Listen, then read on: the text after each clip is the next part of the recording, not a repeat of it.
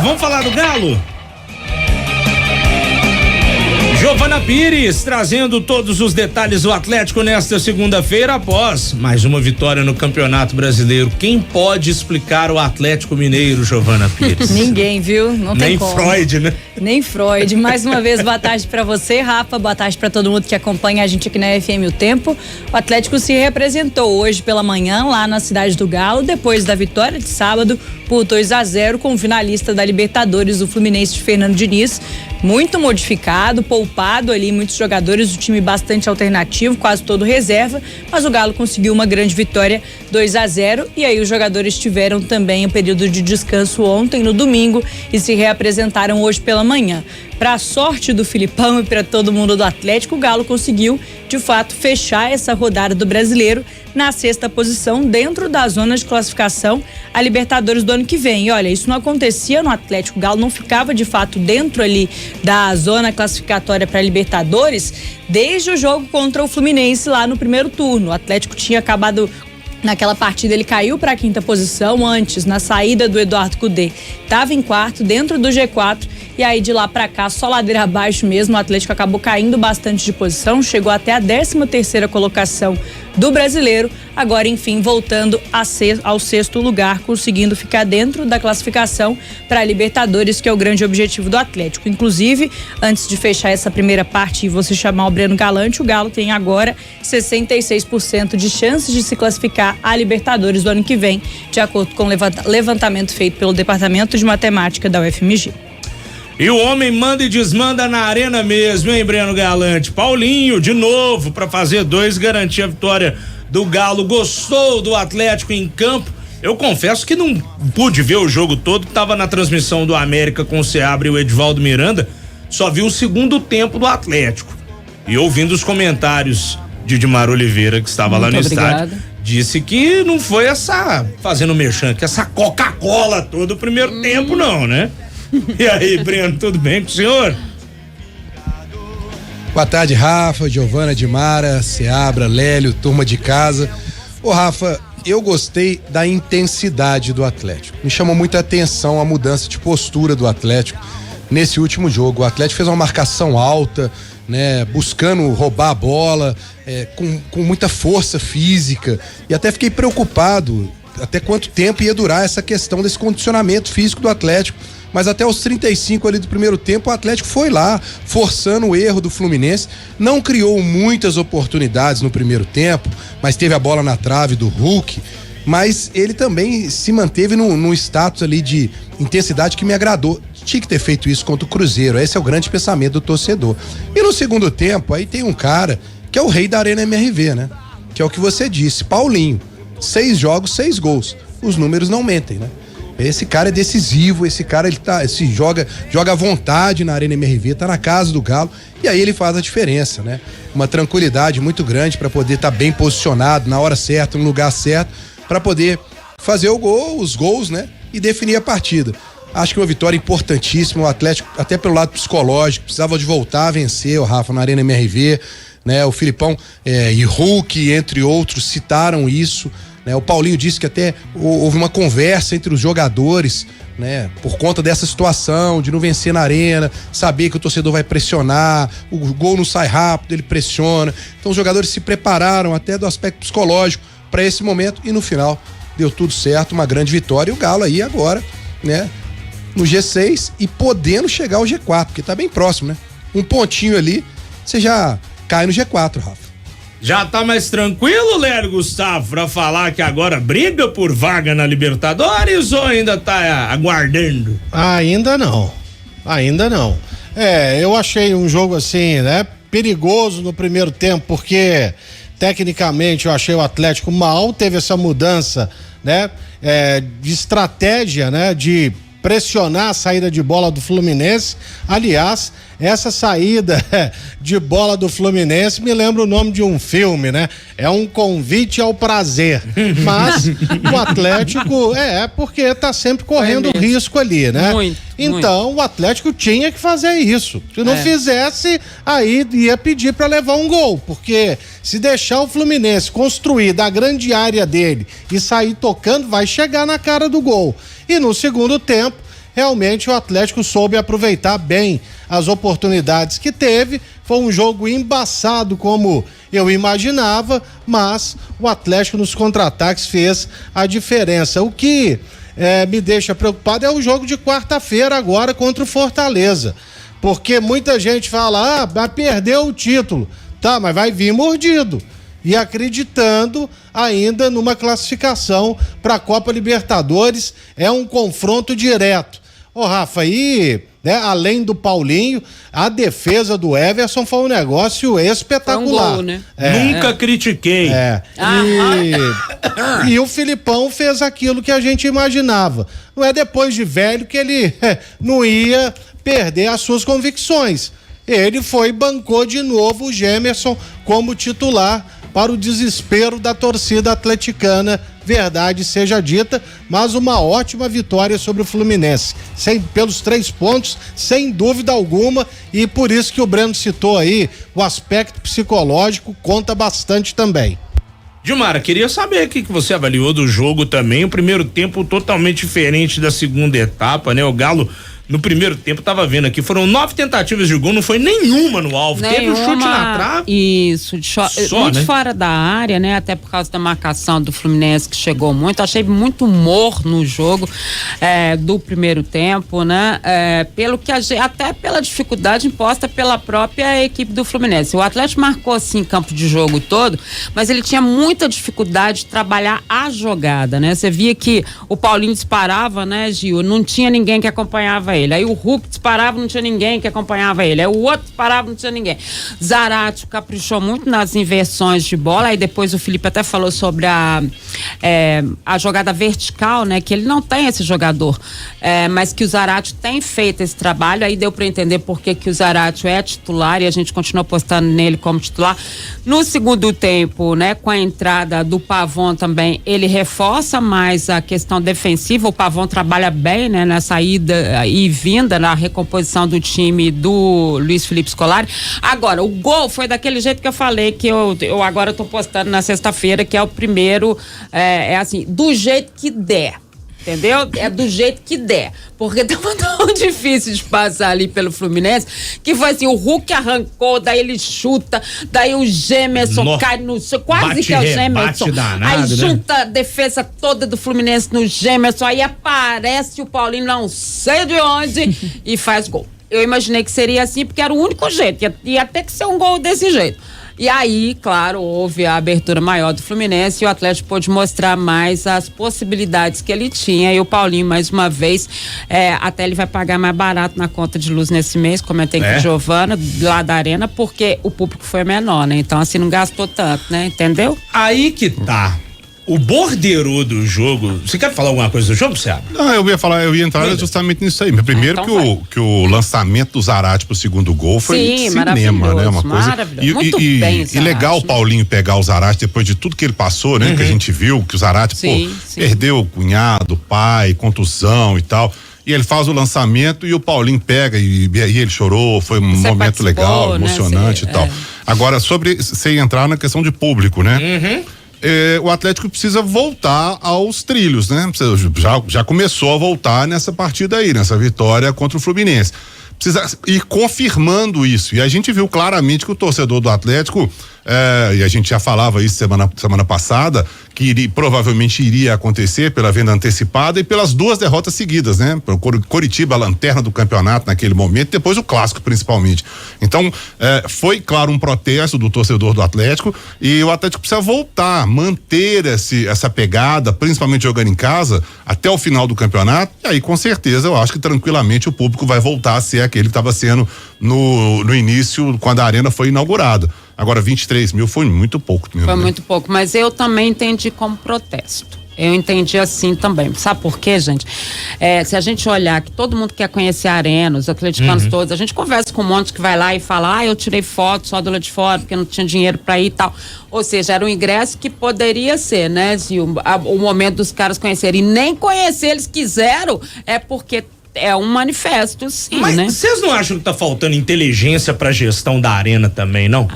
Se vê durante a semana que não tem apelo, que não vai vender a pitomba do ingresso, Por que deixa todos os setores do estádio aberto na sexta-feira com 20 mil ingressos vendidos?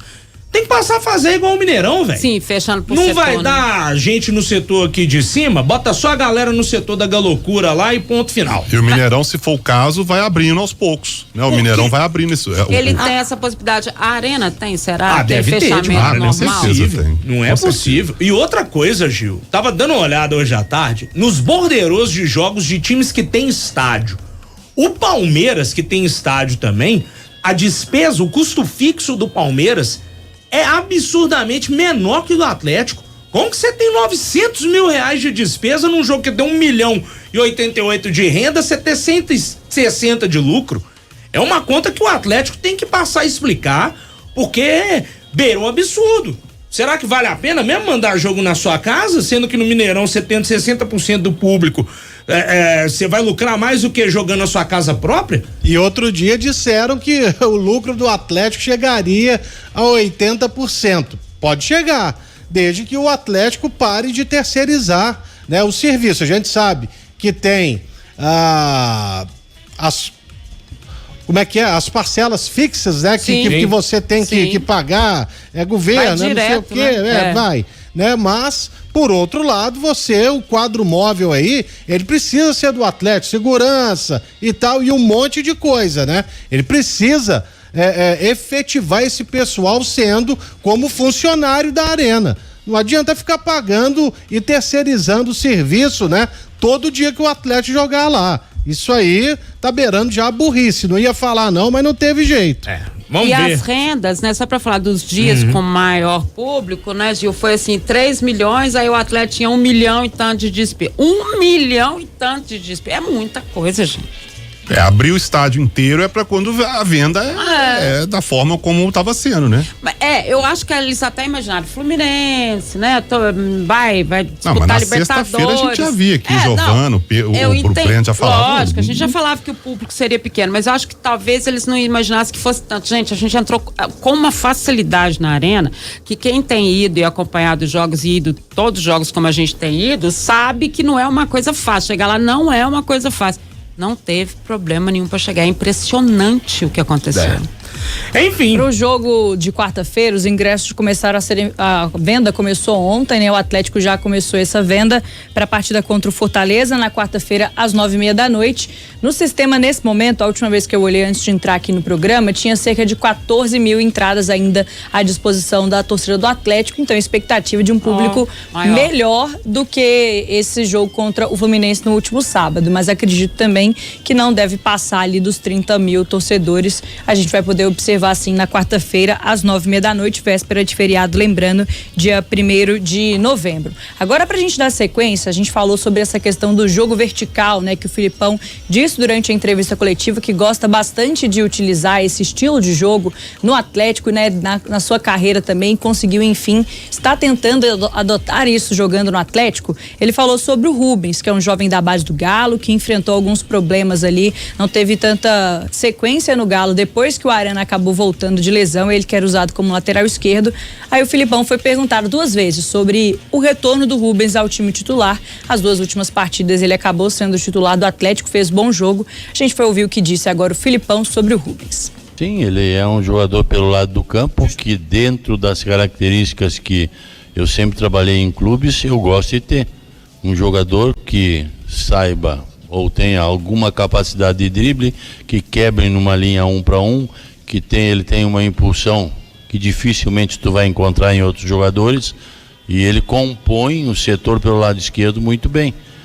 Então, com o tempo a gente vai adaptando os jogadores àquilo que tu mais deseja, e a gente vai vendo se consegue atingir os objetivos. Com o Rubens, eu acho que nós atingimos um objetivo. Bem, aqui na posição dele nós temos o Arana. O Arana vinha de uma recuperação muito boa, aliás, vinha de uma recuperação que começou naquele jogo lá contra o Fluminense, se não me engano, que ele voltou, e depois o Arana foi acrescentando, chegando ao ponto de ser convocado à nossa seleção brasileira. Então o Rubens tem que saber que na posição dele tem um jogador que joga muito bem e que é um dos nossos esteios, que é o Arana. E ele tem tempo para entrar. E eu fui conhecendo, fui observando, fui trabalhando, e quando chegou a oportunidade, a gente colocou o Rubens. Tá, então, Filipão falando sobre o Rubens, jovem que veio da base do Atlético, que parece que encaixou de verdade nesse time e deve ser sim titular do Atlético nos próximos jogos. Pelo menos foi o que eu entendi. O Filipão tá satisfeito. Tá bem satisfeito. Rubens se destacando aí, né? Se destacando o Rubens. E a gente tem até uma outra sonora do Filipão, que é falando um pouquinho sobre o estilo de jogo do Galo. O Breno estava no estádio, igual vocês estavam também, e o Atlético, o Lélio até comentou isso cedo também, viu, Breno? O Galo tá sabendo explorar muito esses contragolpes, né? E o Filipão até falou, não lembro se foi uma resposta à sua pergunta, sinceramente não tô lembrando se foi a resposta à sua pergunta não, mas o Filipão dando a entender que não é o cenário ideal, mas que também quando contrataram ele já sabiam que o estilo de jogo é mais ou menos desse o dele, né? Contragolpe. Rafa, e o Filipão ele passa por uma situação complicada, porque no elenco do Atlético, o Atlético não tem aquele jogador velocista, né? Você tirando o Pavon, né? O Atlético não tem outro jogador. O Cudê, quando chegou aqui, se desfez de Keno, de Ademir, e tem hora que isso faz falta ao Filipão, mas nesses jogos a coisa encaixou e o Rubens tem sido uma boa válvula de escape. Eu tô com a Giovana nessa aí. Eu acho que o Rubens agora é titular absoluto. Eu acho que nessa história toda sobrou pro Pavon e a Dimara deu o tiro certeiro na sexta-feira. Ela falou que o Pavon ia sobrar nessa história. E eu acho que vai continuar sobrando. Eu acho que o Zarate fez bem o papel dele, tá dando um equilíbrio ali ao time. E queria só aproveitar para dar uma pincelada em algumas questões, Rafa. O Alan Franco, pra mim, entrou caladinho. Já tem 5 jogos que ele é titular e tá fazendo um bom papel dentro de campo. A gente vê poucas pessoas falarem sobre o desempenho do Alan Franco, tá passando batido, mas ele tá ali fazendo um feijãozinho com arroz e é mais um daqueles jogadores que aparecem assim no meio da competição e adquirem uma titularidade. Ele, o Rubens, jogadores novos aí que se destacam. Um outro detalhe, a torcida, né, Rafa? 23 mil pessoas, mas a torcida do Atlético nesse jogo, a Giovana tava lá atrás do gol também, pode falar sobre isso, ela gritou do início ao fim. Foi diferente. Não sei se. Acho que é um pouco a entrega do time dentro de campo. Eu acho que ela tá levando isso pra arquibancada. Ela viu um time brigando, um time mostrando intensidade. Eu acho que isso contagiou a torcida. E na hora dos gols, a gente viu o grupo todo do Atlético sair do banco, inclusive o Cristiano Nunes, para comemorar com o Paulinho. O Hulk citou que depois das cobranças do jogo contra o Cruzeiro, o time ficou mais unido ainda. Pra mim, isso é o retrato do que o Hulk falou. Não ficou ninguém no banco. Até o Cristiano Nunes foi lá pra abraçar o Paulinho. E pra fechar só ainda sobre essa questão do jogo, vaiar o Gemerson. Desde a escalação na hora que é dita no placar até os 10 minutos, isso a torcida do Atlético só vai conseguir desestabilizar o jogador. O Filipão ficou bravo na coletiva, quando eu até fiz a pergunta a ele, e eu acho que com toda razão. Porque é uma posição que não dá pro jogador não se jogar ali mais tranquilo. Já começa a pressionar desde a escalação. Aí nessa hora eu acho que a torcida do Atlético, quem vaiou pra mim, mandou muito mal, viu, Rafa? É aquela, né? O Gemerson vai ficar marcado um tempinho aí por conta do gol contra no clássico e tudo que envolveu aquele jogo, e principalmente por ter sido o primeiro clássico da história da Arena, né? Galera também, eu não sou a favor do Gemerson titular, já falei isso aqui diversas vezes, mas também pegar no pé desde o início do jogo é realmente complicado. Aqui, o Gerson fez 5 gols contra o glorioso Caiçara, ele foi vaiado do primeiro até o 5º gol. É verdade. Mesmo, né? A maior goleada da história da Copa do Brasil. A torcida do Atlético é assim, e vou te falar, eu também estava no Independência e vaiei bastante. A verdade é essa. Falecido Gerson, né? Agora eu acho desnecessário. E aí, ô Seabra, 1 ano depois ou 2, sei lá, ele foi campeão da Copa do Brasil com o Internacional. Com o Inter, isso mesmo. 94, né? 93. 3. Eu achei desnecessária a escalação do Gemerson nesse momento jogando em casa. Eu acho que, o momento não é bom, vamos preservar. O Filipão tem a convicção dele, não ia abrir mão, beleza, ele é o técnico que ele escala e a gente tá aqui para opinar sobre isso. E eu achei desnecessário, acho que não precisava disso, acho que podia ter poupado o jogador um pouco mais. Ele seria vaiado, todo mundo sabia disso, como aconteceu. E ele não tá sendo vaiado também, não só pelo clássico, não. Não. Momento dele é ruim. Então, assim, eu discordo da vaia, acho que desestabiliza o jogador, ok, mas ele seria vaiado, isso era fato. Como aconteceu. Então, pra que expor o jogador nesse momento? Coloca no banco, vamos dar uma segurada, põe o Rabelo pra jogar. O Rabelo tá voltando de contusão. Tem 5, 6 jogos que ele tá no banco. Então, ou seja, se ele até hoje não se recuperou, um abraço. Mas, né? O Felipe falou que ele tá recuperado na coletiva. Então, não foi opção mesmo. E que eu achei errado. Eu achei que tinha que ter entrado com o Igor. Não tem nem que ver. Sabe, pra que você vai provocar uma torcida que já tá, né, mais pra lá do que pra cá? Pra que isso? Fazer todo mundo passar por aquilo e o Gemerson também. Eu não colocaria, mas aí é decisão do treinador. É isso. O Filipão falou realmente na entrevista coletiva depois do jogo que o Igor Rabelo tá 100%, poderia sim ser utilizado como titular, só que realmente foi uma escolha dele, uma escolha técnica, colocar o Gemerson ali ao lado do Maurício Lemos. Lembrando, Bruno Fux segue no departamento médico do Atlético e outro zagueiro que tem por ali é o Hever, que não é utilizado como titular no Galo neste momento. Vamos fechar então ouvindo o Filipão mais uma vez, que ele falou justamente sobre essa questão dos contra-ataques, né? Esse estilo de jogo que o Galo tem adotado. O segundo gol do Atlético, inclusive, saiu dessa maneira contra o Fluminense. Uma jogada de velocidade individual ali, Zarate e Paulinho. Vamos ouvir o que disse o Filipão. Eu não digo para vocês que é ideal, mas eu digo que vai se achando alguns elementos que podem ajudar completando o time. Nós jogamos sempre em todos os times que trabalhamos, e o Atlético, quando me contratou, sabia disso também, que nós jogamos muito verticais, muito vertical. E para ser vertical tem que ter jogadores de ponta, atacantes de área que agridam toda hora, e frente e coisa e tal. E aí eu tenho que me adaptar ao plantel, ao grupo que eu tenho, e vou ajeitando à medida que posso. Eu não sou vertical com o Zaratio, mas eu sou tenho um time que trabalha a bola como a equipe do Atlético trabalha. Não é vertical não era vertical com A ou B do lado, agora com o Rubens torna-se vertical, mas além de tornar-se vertical, trabalha a bola. Então a gente vai se adaptando. Não foi eu que fiz esse grupo, não fui eu que fiz esse plantel. Eu herdei o plantel e gosto, mas eu tenho que ir mexendo aos poucos, e aos poucos a gente vai arrumando e à medida do possível vai ajeitando.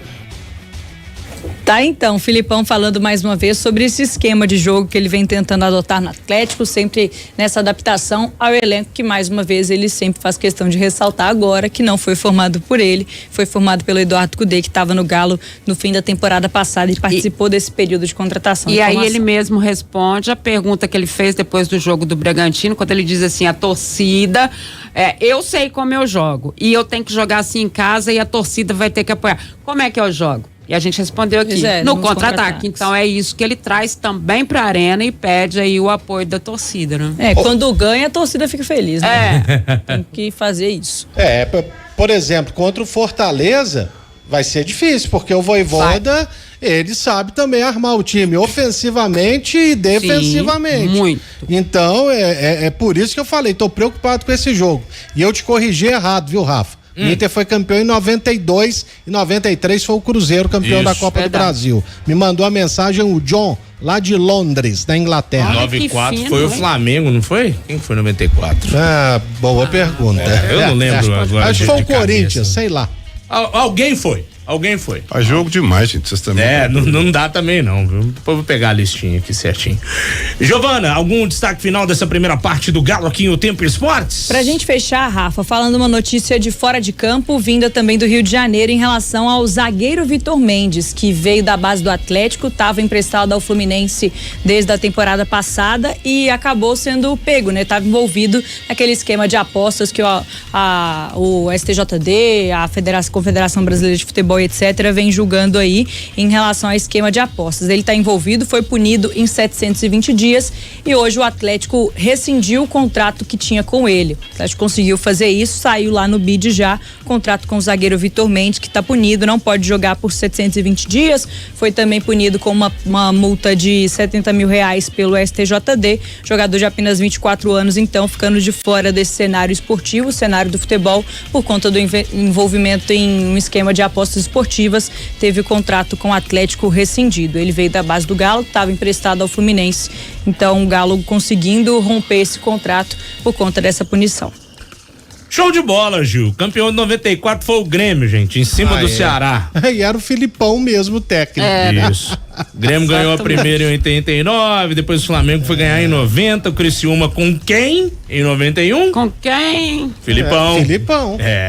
92 o Inter, 93 o Cruzeiro, 94 o Grêmio. E eu não vou falar a lista toda, agora, não, tem mais coisa pra falar aqui no programa. E o Vitor Mendes, hein? É mais um herói brasileiro, né? Camarada começa a se destacar. Ele tinha feito um bom campeonato brasileiro pelo Juventude, que foi onde ele fez a lambança, né? Que foi pelo Juventude, veio pro Atlético, não ficou aqui, aí tava se firmando no Fluminense, fez gol aí, uma vitória dessas aí da Libertadores desse ano, acho que contra o Sporting Cristal lá no Peru. Olha o cara, velho. Brincadeira, bicho. Isso chama-se jogar o talento na lata do lixo, né?